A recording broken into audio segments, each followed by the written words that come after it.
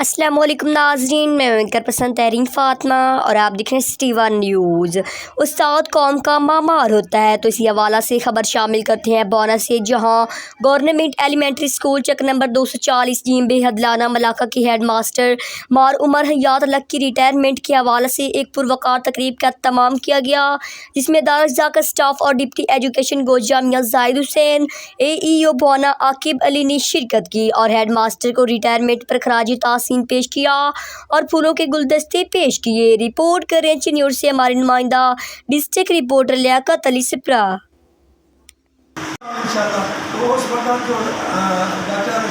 साहब थे वो मुझे खड़ा नहीं करते थे, ये मेरी मशहूर इसलिए की बात है, किसी से नहीं सुनेगा।